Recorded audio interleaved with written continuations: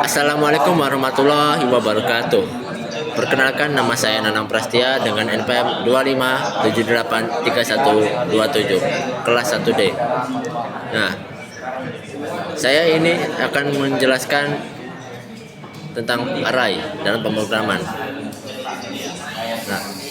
Nah, apa sih itu array? Kamu pernah nggak sih punya banyak data yang mirip? Misalnya daftar nama teman sekelas, daftar nilai ujian, atau stok barang di toko. Nah, kalau di dunia nyata, kamu bisa nulis itu semua di daftar panjang. Di dunia pemrograman, kita juga butuh cara buat nyimpan banyak data yang jenis dalam satu wadah. Dan wadah itulah yang disebut array. Jadi simpelnya, array itu kayak rak yang punya banyak kotak lah. Dan setiap kotaknya itu bisa nyimpan satu data. Misal kamu punya nilai ujian, yaitu 80, 90, 75, 88, 92. Daripada bikin 5 variabel terpisah, nilai 1, nilai 2, dan seterusnya, kamu cukup bikin satu array yang isinya kelima nilai itu. Gampang, rapi, dan enak diatur. Lalu, apa aja sih ciri-ciri array? Nah, ciri-ciri array itu kurang lebih ada 4. Yang pertama, punya banyak elemen atau isi.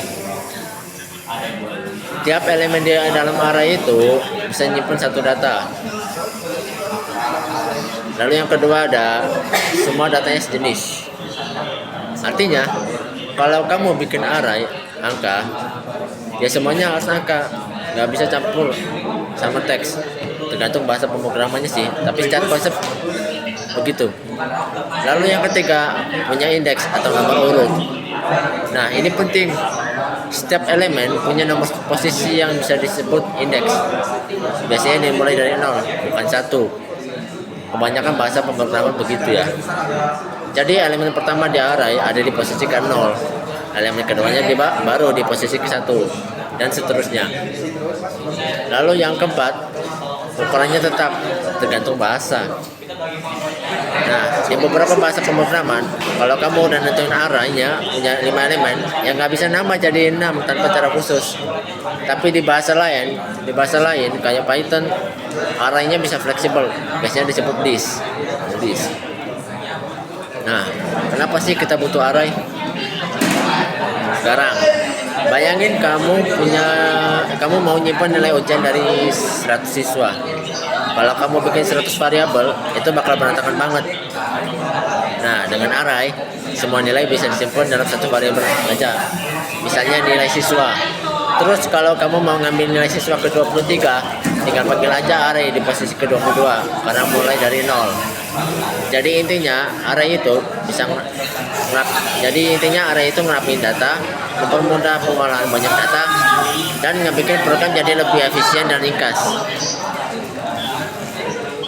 Lalu apa aja sih istilah penting dalam array?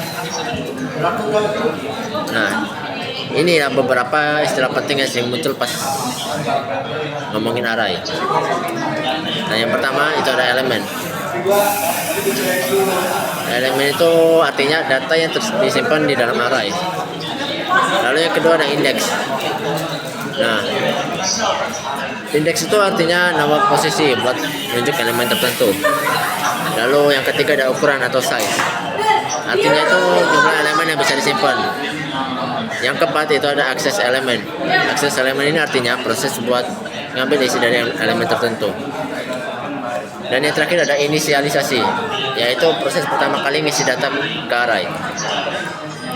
Nah, apa aja jenis-jenis array itu? Array itu macam-macam jenisnya. Ada yang sederhana, ada juga yang agak kompleks. Yuk kita bahas satu-satu.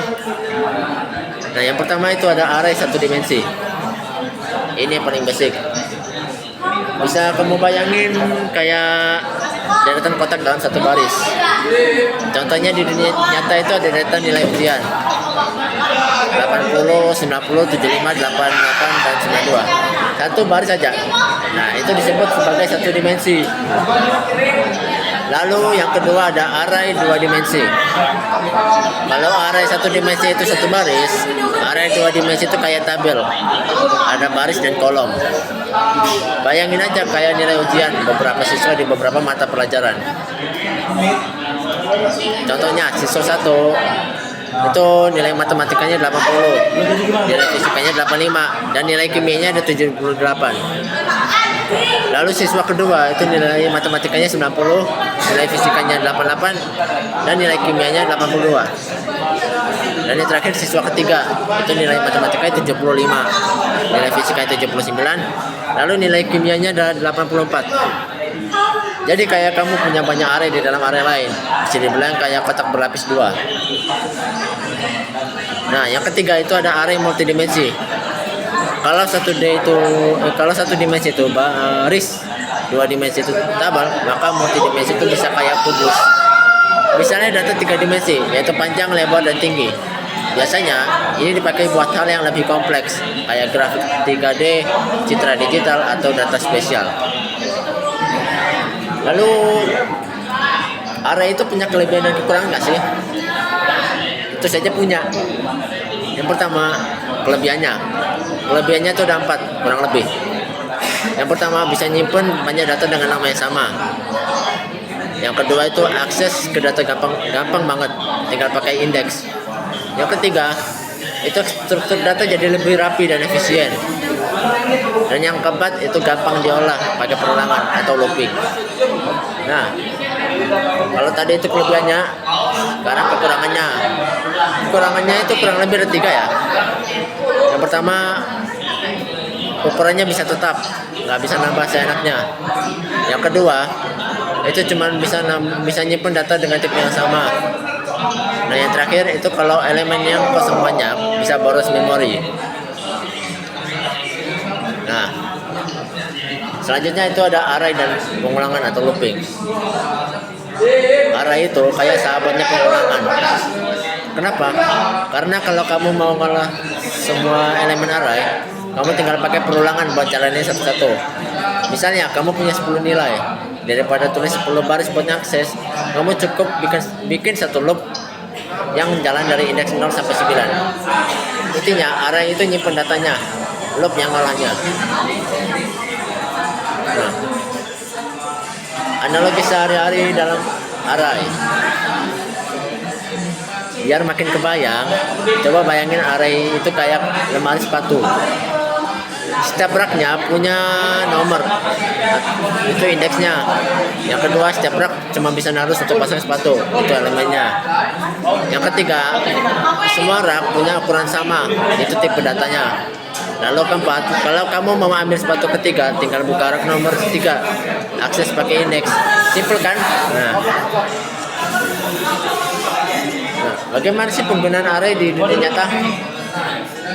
Array itu bukan cuma teori doang, tapi banyak banget dipakai di dunia nyata. Misalnya, data mahasiswa dalam sistem akademik, lalu riwayat transaksi di e-commerce, daftar lagu di playlist, frame gambar dalam video, dan yang terakhir data sensor dalam IoT atau Internet of Things. Pokoknya dimanapun ada komponen data sejenis, kemungkinan besar di balik layar ada array yang bekerja. Nah, yang terakhir itu kesimpulan. Kalau kita simpulkan, array itu adalah kumpulan data sejenis yang disimpan satu variabel. Dengan tiap data punya indeks buat diakses. Dengan array kita bisa mengelola data lebih efisien, lebih rapi, dan lebih gampang diproses pakai pengulangan. Array itu konsep dasar banget yang nanti bakal kamu pakai terus di level berikutnya. Kayak pengolahan data besar, struktur data lanjutan atau list, stack, QW. Dan yang ketiga itu pemrograman berbasis objek. Lalu yang terakhir, bahkan algoritma dan machine learning juga pakai konsep mirip array. Itu aja sih penjelasan dari saya. Kalau ada kekurangan, saya mohon maaf. karena saya juga masih belajar ya. Baiklah, saya akhiri. Wassalamualaikum warahmatullahi wabarakatuh. Dadah. Anjay.